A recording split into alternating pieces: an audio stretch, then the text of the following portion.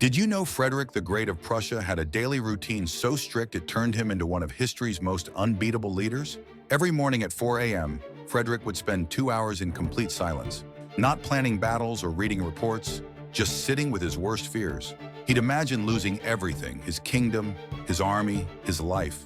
Then he'd ask himself one question: what would I do if this actually happened? This mental preparation made him unshakable in real crisis.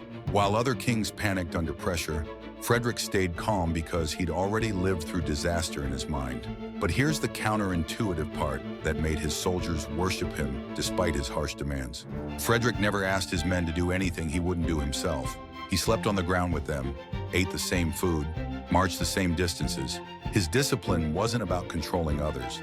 It was about mastering himself first. When you lead by example instead of just giving orders, people will follow you anywhere. True leadership starts with the person in the mirror.